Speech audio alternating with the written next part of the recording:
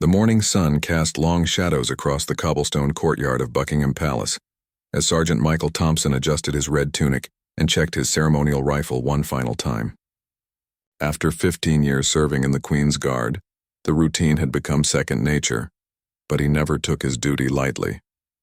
The weight of tradition rested on his shoulders, and thousands of tourists would watch his every move throughout the day.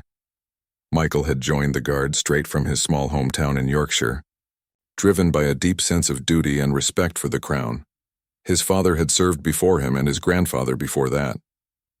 The Thompson family had a proud military tradition that stretched back generations.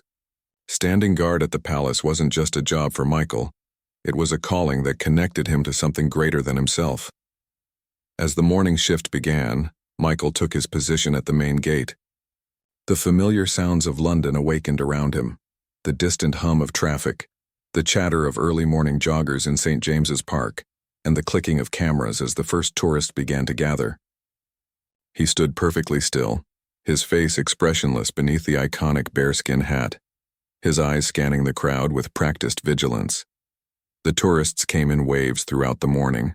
Families from America posed for photos.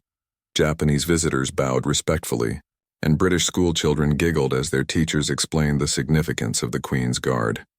Michael had seen it all before, the attempts to make him laugh, the questions shouted in his direction, the occasional inappropriate behavior that required a stern word from the police officers nearby. But something felt different today. As noon approached, Michael noticed an unusual tension in the air. The crowd seemed more restless than usual, and he caught glimpses of a white van that had been circling the area for the past hour. His training had taught him to notice patterns, to identify potential threats before they materialized. The van's repeated appearances around the palace grounds raised red flags in his mind. Michael's attention was drawn to a small commotion near the edge of the crowd. A little girl, no more than 7 years old, had become separated from what appeared to be a school group. She had curly blonde hair tied in pigtails and wore a bright blue school uniform with a small backpack. Tears streamed down her cheeks as she looked around frantically for familiar faces. The child's obvious distress tugged at Michael's heart, but his position required him to remain stationary unless there was a direct threat. The crowd around the girl seemed oblivious to her situation. Adults were busy taking photos and chatting among themselves, while other children in various school groups were too engaged with the spectacle of the guards to notice one missing classmate. The little girl began to wander, her panic growing more evident with each passing moment. She called out what sounded like Miss Sarah repeatedly, presumably looking for her teacher. That's when Michael noticed the white van had pulled up near the edge of the crowd, uncomfortably close to where the little girl was wandering. 2 men had gotten out, and while they appeared to be dressed casually like tourists, something about their behavior struck him as wrong. They were moving deliberately toward the child. Their eyes focused intently on her rather than on the palace or the guards like genuine tourists would be. Michael's years of training kicked in as he assessed the situation rapidly. The men's body language was predatory. They moved with purpose, constantly checking their surroundings, and one kept glancing back at the van. The driver remained behind the wheel with the engine running, another red flag that set Michael's instincts on high alert. This wasn't random, opportunistic behavior. It appeared to be a coordinated operation. The little girl had wandered even further from the main crowd now, her tears making it difficult for her to see clearly. She was heading directly toward the 2 men, who had positioned themselves to intercept her path. Michael realized that within moments, they would be close enough to grab her and potentially get her to the van. Before anyone in the distracted crowd noticed what had happened, protocol dictated that Michael should alert the police officers stationed nearby, but they were dealing with an unrelated incident involving some rowdy teenagers on the other side of the courtyard. By the time he could get their attention and they could respond, it might be too late. The little girl was now only yards away from the 2 men, and Michael could see them preparing to make their move. In that critical moment, Michael faced a decision that would define not only his career, but potentially save a child's life.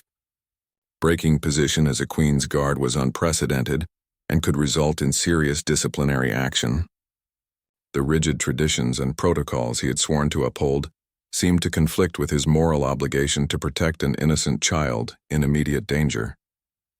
The little girl stumbled slightly, her shoe having come untied, and she bent down to fix it just a few feet away from the two men. They exchanged a look and began to close the distance.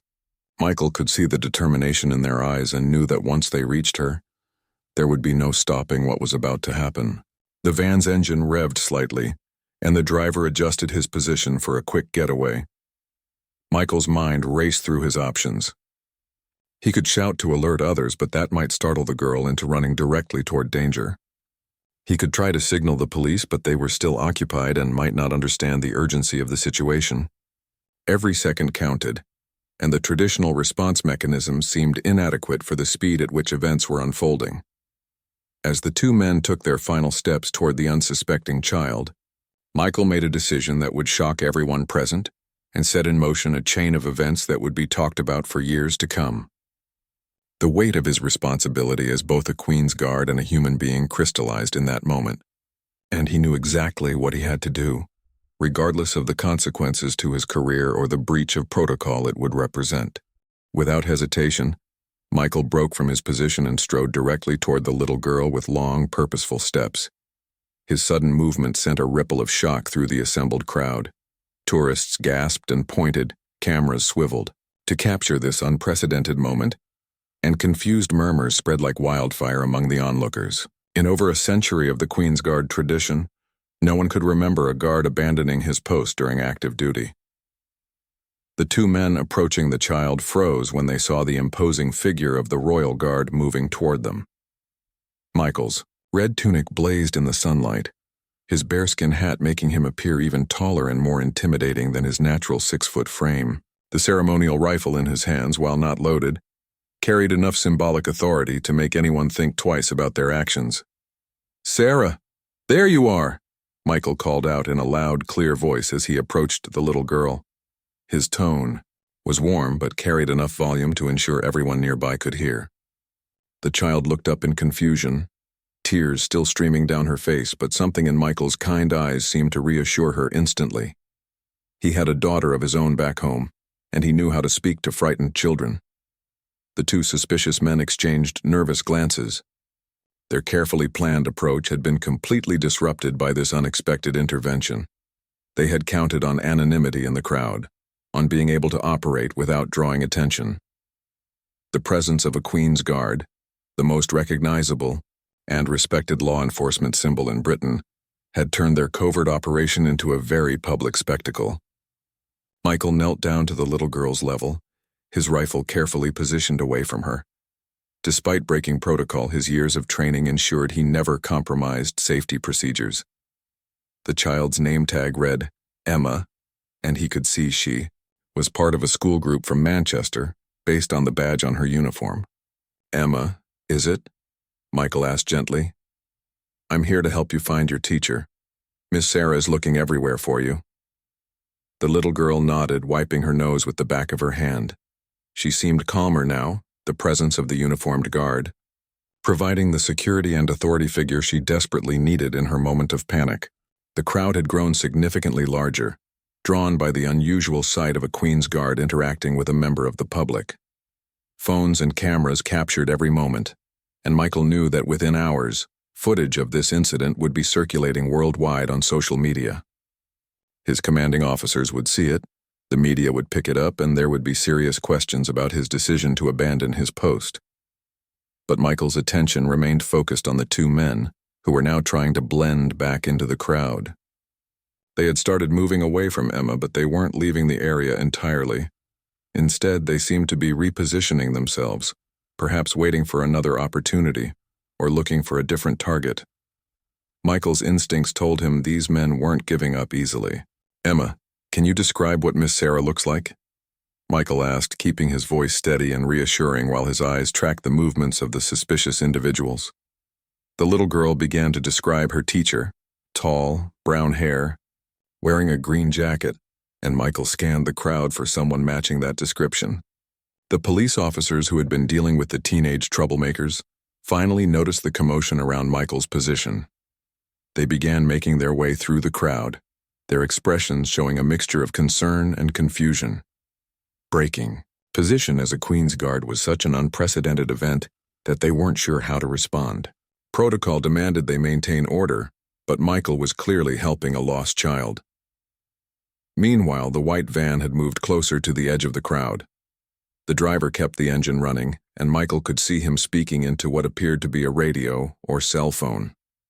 This confirmed his suspicion that this was an organized operation, not a random opportunity crime. The coordination between the men on foot and the driver indicated they had planned this carefully. Michael spotted a woman in a green jacket frantically, searching through the crowd about 50 meters away. She was calling out Emma and looked distressed. Several other children in the same Manchester school uniform were clustered around her, and Michael realized this had to be Miss Sarah. The teacher was moving systematically through the crowd, clearly following a search pattern. "Emma, I think I can see Miss Sarah," Michael said, pointing in the teacher's direction. "She's over there by the big statue and she's looking for you." The little girl's face lit up with relief, and she started to wave excitedly. The teacher spotted the movement and began hurrying toward them, her expression transforming from worry to overwhelming relief. But as Miss Sarah approached, Michael noticed that the two suspicious men had started moving again. They seemed to realize that their original target was about to be reunited with her group, making any attempt to take her much more difficult. However, instead of leaving the area, they appeared to be scanning the crowd for other opportunities. Michael's blood ran cold as he realized they might be looking for another vulnerable child. The teacher reached them, tears of relief streaming down her face. "Emma, thank goodness you're safe," she exclaimed, wrapping the little girl in a tight hug. She turned to Michael with gratitude shining in her eyes. "Thank you so much, sir. I don't know how to repay you." When I turned around and she was gone, her voice broke with emotion. "Just doing my duty, ma'am," Michael replied, but his attention was divided between the reunion and tracking the movements of the two men. They had positioned themselves near another school group, and Michael watched, with growing alarm as they seemed to be observing the children with the same predatory focus they had shown toward Emma. The police officers finally reached Michael's position, their faces stern with the weight of protocol violations they would need to address. "Sergeant Thompson," one of them began formally, "you'll need to return to your position immediately. We'll handle the situation from here." But Michael knew something the police didn't yet understand. The threat hadn't ended with Emma's rescue. It had simply shifted to other potential victims. The organized nature of what he had witnessed suggested these men were experienced and determined. They wouldn't be deterred by one failed attempt, and there were dozens of schoolchildren in the area who could become targets. As Miss Sarah led Emma back toward her school group, Michael faced another critical decision. He could return to his post as ordered and hope the police would take his concerns seriously, or he could continue to act on what he knew to be a clear and present danger to other children in the area. The weight of tradition and protocol pulled him in one direction, while his conscience and professional judgment pulled him in another. Michael turned to the police officers with urgency in his voice, though he maintained the disciplined composure that 15 years of service had ingrained in him. "Officers, I need you to listen carefully." Those two men in casual clothes near the fountain. They were coordinating an approach on the child I just helped. There's a white van with a driver maintaining position for what appears to be a quick escape. This was a planned operation. The senior police officer, Constable Williams, looked skeptical at first. Guards were trained observers, but this seemed like an extraordinary claim. However, Michael's reputation preceded him. He was known among the palace security staff as one of the most reliable and level-headed members of the Queen's Guard. His 15 years of service without a single disciplinary action carried weight. "Are you certain about this assessment, Sergeant?" Williams asked, his tone shifting from reprimand to professional concern. Michael nodded firmly, his eyes never leaving the two suspicious individuals who were now positioning themselves near a group of children from a Birmingham school. "Absolutely certain. Military training, sir? I've seen coordinated operations before. The timing, positioning, communication with their driver. This isn't opportunistic behavior. They're hunting." Michael's use of military terminology conveyed the seriousness of his assessment. Williams followed Michael's gaze and began to observe the men's behavior with fresh eyes. What the police officer saw began to confirm Michael's suspicions. The two men were indeed moving with unusual purpose through the crowd. Unlike genuine tourists who would be taking photos, reading information plaques or showing general interest in the palace. These individuals were focused exclusively on the children. They would approach a school group, observe for a few minutes, then move on to the next one. Williams spoke quietly into his radio, calling for backup while keeping his eyes on the suspects. "This is Williams at the palace main gate. We have a potential code yellow situation involving suspicious adults targeting school groups, requesting immediate tactical support and surveillance on a white van. License plate." He squinted toward the vehicle and began reading off the registration number. Meanwhile, Michael realized he was in an unprecedented situation. He had broken protocol to help Emma, but returning to his rigid ceremonial position now felt impossible when he could see another potential crime developing. The bureaucratic procedures of law enforcement, while necessary, moved too slowly for the immediate threat he was observing. The two men had settled near the Birmingham school group, where about 20 children aged between 6 and 8 were gathered around their teacher for a group photo. Michael watched as one of the men positioned himself behind the children, while his partner moved to the side, creating what looked suspiciously like a pincer movement designed to isolate a target. "They're making another approach," Michael informed Williams urgently. The police officer looked toward the school group and saw what Michael meant. One of the suspects was now crouching down, pretending to tie his shoe, but his position would allow him to grab any child who wandered just a few steps away from the main group. Williams began moving toward the school group, but the crowd was thick and his progress was slow. Michael calculated that it would take the officer at least 2 minutes to reach the children, and the suspects appeared ready to make their move within seconds. A little boy had become distracted by a pigeon and was gradually moving away from his classmates toward the waiting man. The internal struggle Michael faced was unlike anything in his military career. In combat situations, the rules of engagement were clear, and the enemy was obvious. But this was peacetime London, in front of hundreds of tourists, and he was bound by ceremonial duties that had never contemplated this scenario. Yet his oath as a soldier was to protect the innocent, and that oath transcended any ceremonial protocol. Michael made his second unprecedented decision of the day. He began moving through the crowd toward the school group, his distinctive uniform parting the sea of tourists like a ship cutting through water. The reaction was immediate and dramatic: gasps, pointing, and a surge of camera phones recording this historic breach of Queen's Guard tradition. "Young man," Michael called out in his commanding military voice as he approached the little boy who was drifting toward danger. "Your teacher needs everyone to stay close for the photo." His tone was authoritative but kind, exactly the voice of authority that children were taught to respect and obey. The little boy looked up at the impressive figure of the Queen's Guard and immediately scampered back to his group. The teacher, initially startled by the guard's intervention, quickly understood that something serious was happening and began gathering her students more tightly around her.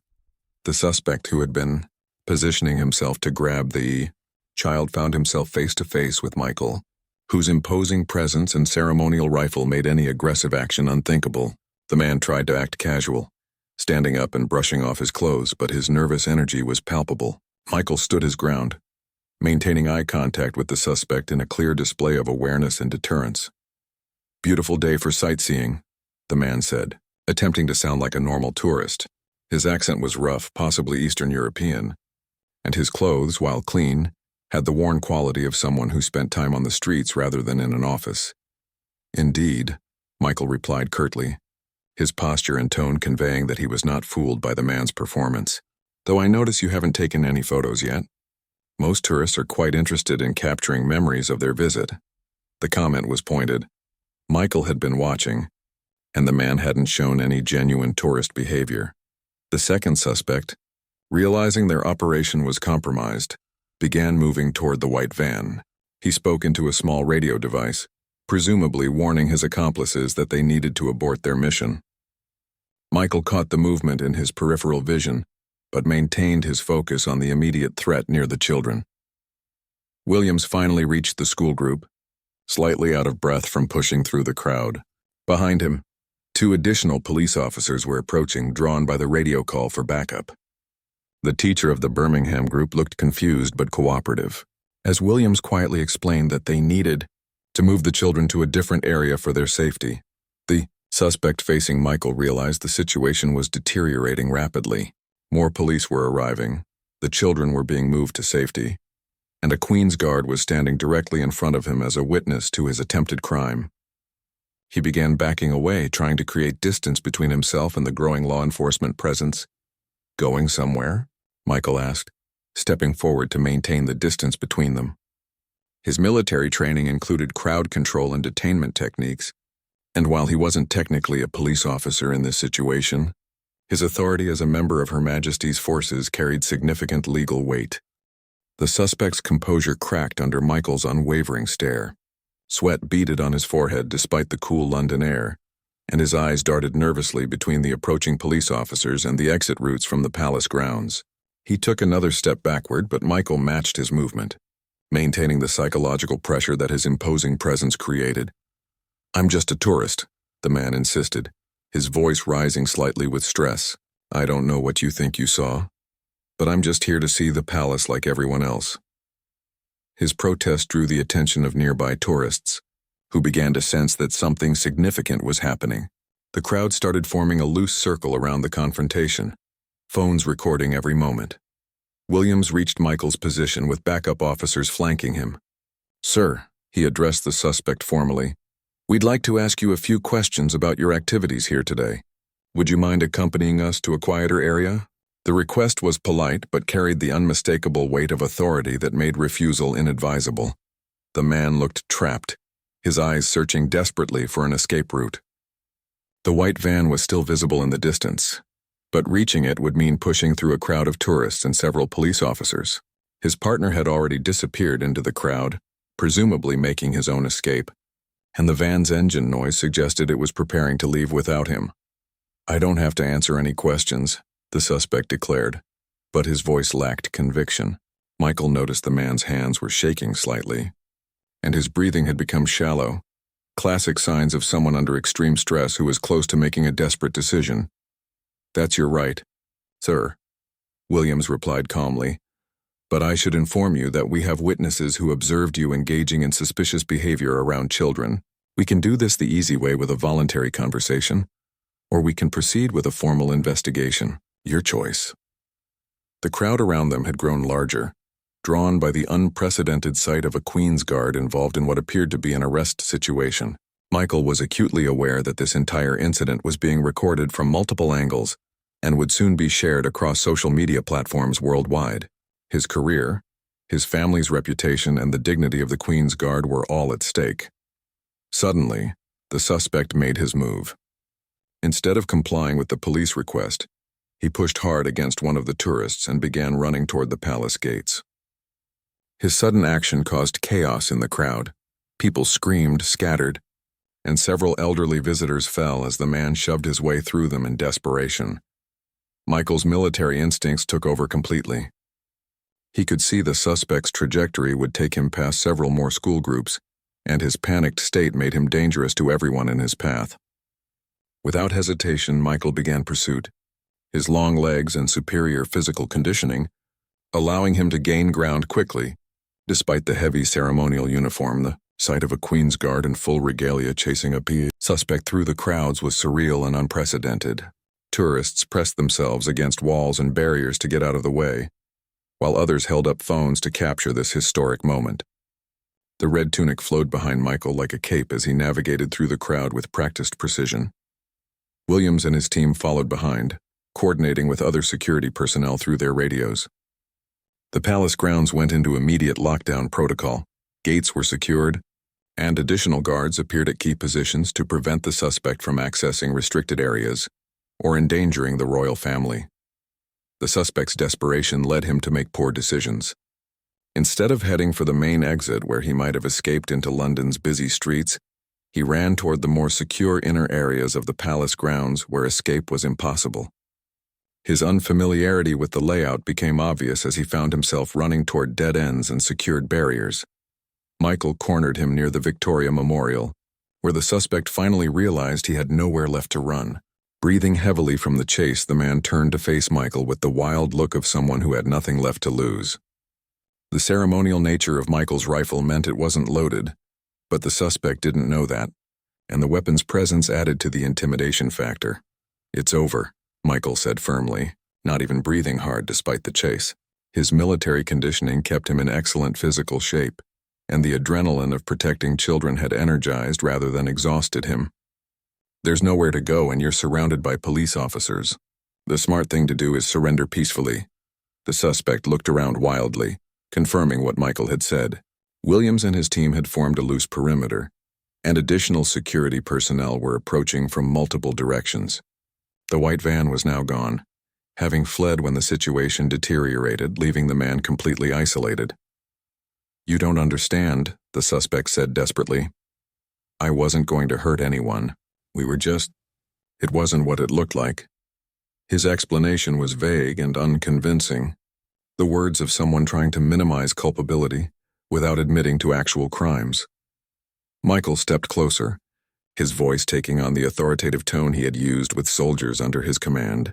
"What I understand is that you and your partners were targeting children with coordinated tactics. What I understand is that you had a getaway vehicle ready and were selecting victims based on their vulnerability. What I understand is that, but for intervention, a little girl would be missing right now." The suspect's shoulders sagged as he realized the futility of his situation. The evidence against him was overwhelming. Multiple witnesses, video recordings, and the testimony of a decorated member of the Queen's Guard, whose word carried enormous credibility in any British court. Williams approached cautiously, handcuffs ready. "Sir, I'm placing you under arrest on suspicion of attempted kidnapping and child endangerment. You have the right to remain silent." As the police officer began the formal arrest procedure, the suspect finally stopped resisting and allowed himself to be taken into custody. The crowd that had gathered began to disperse, but many lingered to congratulate Michael on his actions.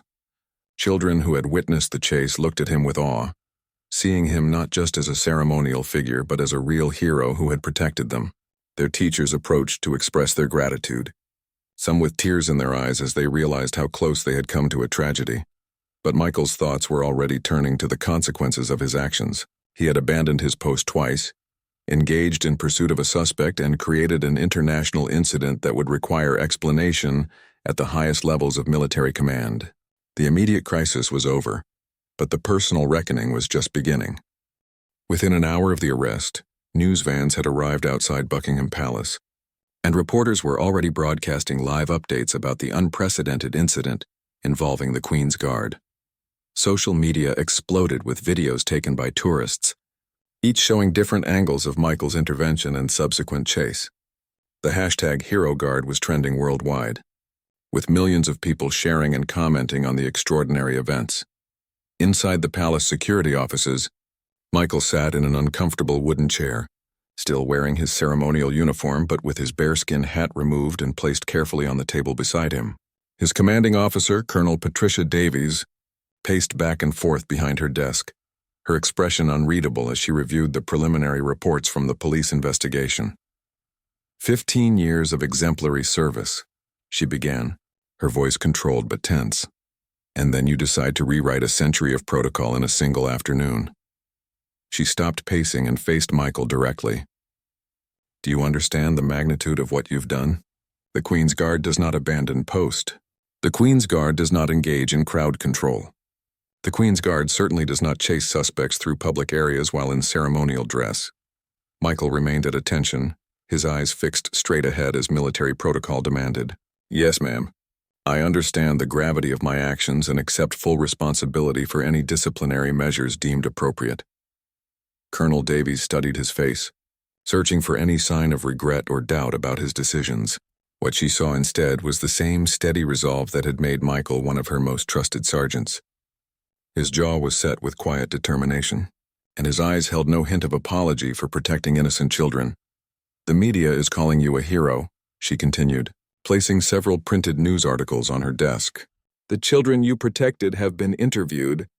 Their parents are calling you a blessing. And there's a petition online with 50,000 signatures demanding you receive a commendation rather than punishment." She paused, letting the weight of public opinion settle in the room. "However," Colonel Davies continued, her tone sharpening, "public opinion doesn't govern military discipline. Rules exist for reasons that go beyond individual circumstances, no matter how compelling. If every guard decided to abandon their post whenever they felt justified, the entire foundation of our ceremonial duties would collapse. A knock at the door interrupted her lecture. "Enter," she called, and William stepped into the office, followed by a woman in a dark suit whom Michael didn't recognize. The woman's professional bearing and confident demeanor suggested she held significant authority, though her identity remained unclear. "Colonel Davies," Williams began formally, "I'd like to provide an update on our investigation. The suspect we arrested has been identified as Viktor Petrov, a known associate of an international child trafficking ring.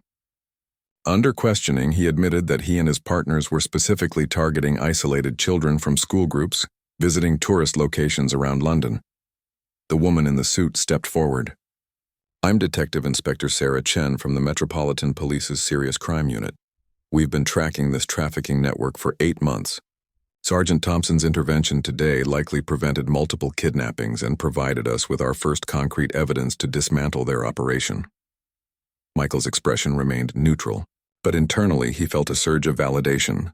His instincts had been correct, and his decision to break protocol had prevented a genuine tragedy. The military training that had taught him to assess threats and take decisive action had served him well. Even in this unprecedented civilian context, Detective Inspector Chen continued, "The white van was intercepted attempting to leave London, and we arrested 2 additional suspects.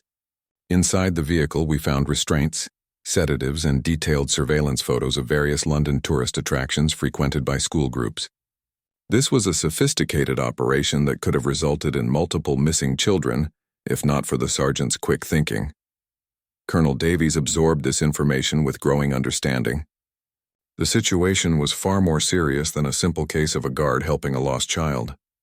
Michael had identified and disrupted an active criminal conspiracy that posed a genuine threat to public safety. Furthermore, Detective Inspector Chen added, "Petrov has provided information about similar operations planned for Edinburgh and Cardiff. Sergeant Thompson's actions today may have prevented kidnappings across the entire United Kingdom." The room fell silent as the full implications of Michael's intervention became clear. What had initially appeared to be a breach of military discipline was actually a textbook example of a soldier's duty to protect civilians from immediate danger. The traditional protocols of the Queen's Guard, while important, had never been designed to address this type of modern criminal threat. Williams spoke up again. "Ma'am, I should also mention that Sergeant Thompson's observations and tactical assessment were absolutely correct. His military training allowed him to identify threat patterns that civilian observers missed. Without his intervention, we would likely be dealing with missing children rather than arrested suspects." Colonel Davies returned to her chair, the weight of command decisions settling on her shoulders. The public relations implications were enormous. Punishing a guard who had prevented child kidnappings would create a public relations disaster for the military. But allowing guards to abandon their posts, even for heroic reasons, could undermine the discipline and tradition that made the Queen's Guard effective. "Sergeant Thompson," she addressed him directly, "you placed me in an impossible position today.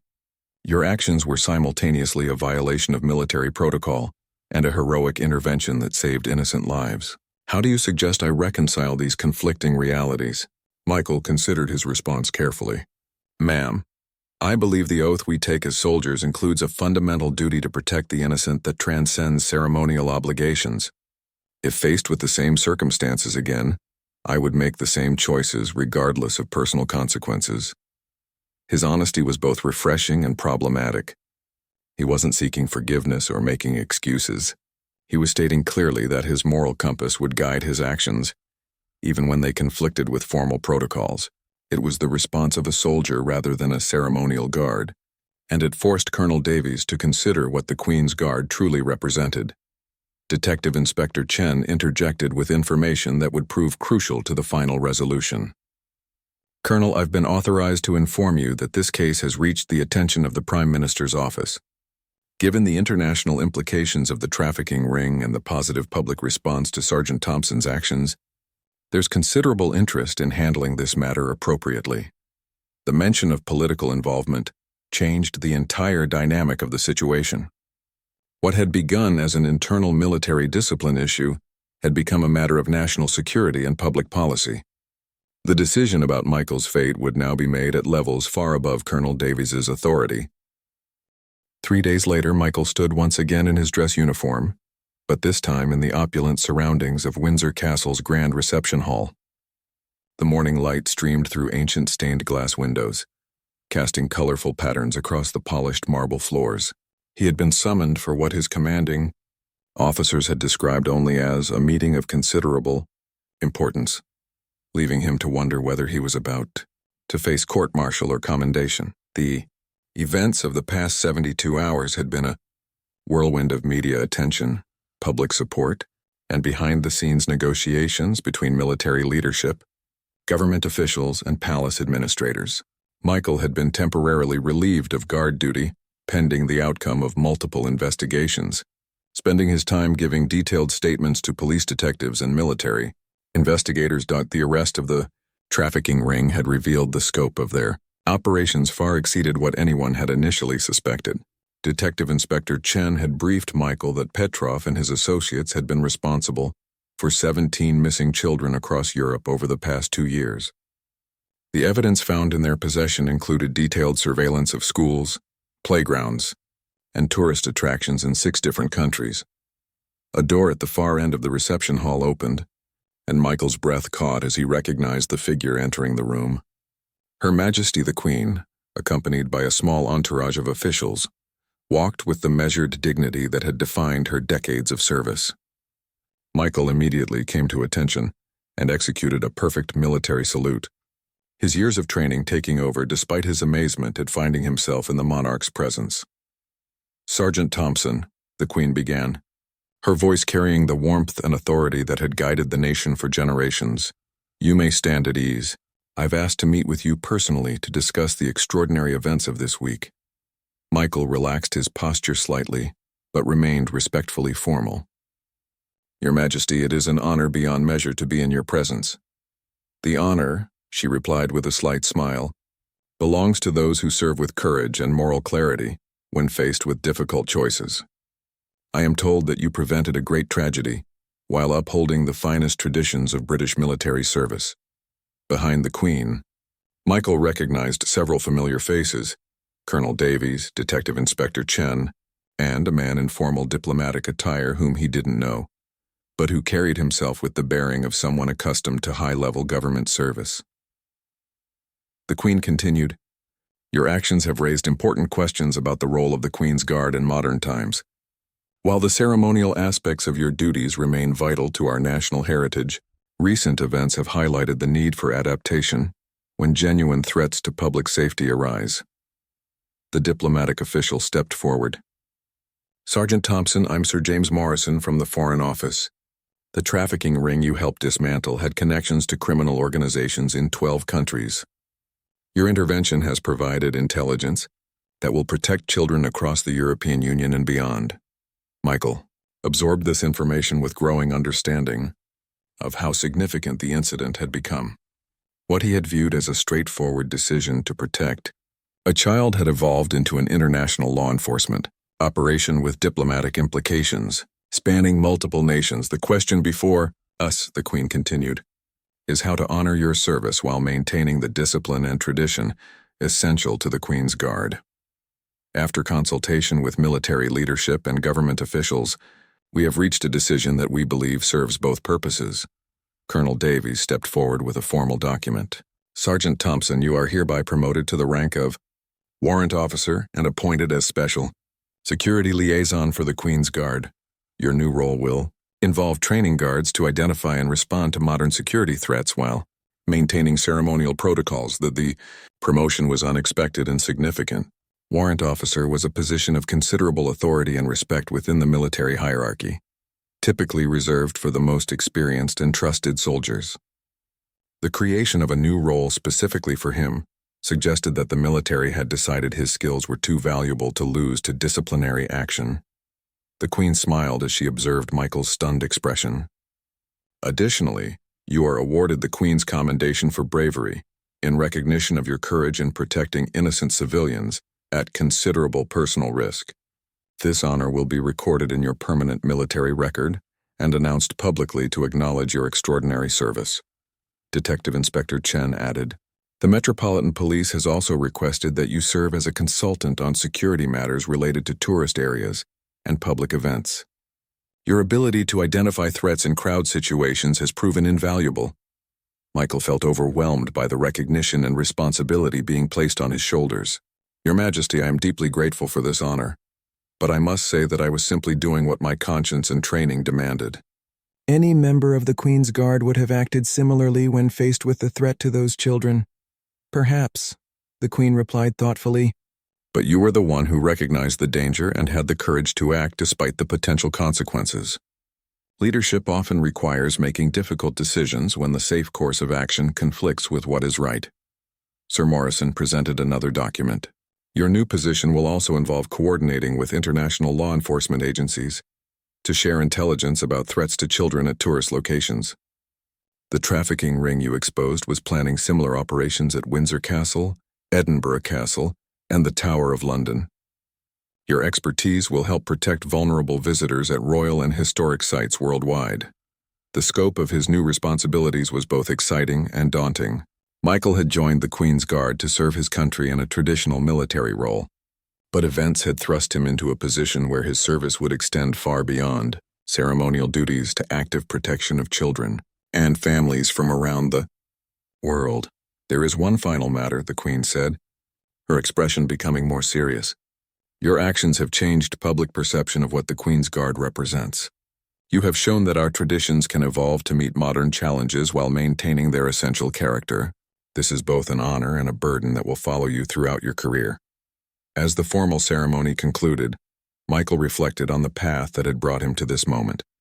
A single decision to help a frightened little girl had transformed his life and career in ways he could never have imagined. The responsibility was enormous, but so was the opportunity to make a lasting difference in protecting innocent people. Walking out of Windsor Castle in his new role, Michael understood that his story would inspire other guards to trust their instincts and moral judgment, even when it meant challenging established protocols. The Queen's Guard would continue to honor tradition while adapting to serve the people they were sworn to protect, and he would play a central role in that evolution. The little girl named Emma, now safe with her family in Manchester, would never fully understand how her rescue had changed the institution of the Queen's Guard forever. But for Michael, carrying the weight of new rank and responsibility, her safety and the protection of countless other children would always be worth any personal cost he had paid to achieve it.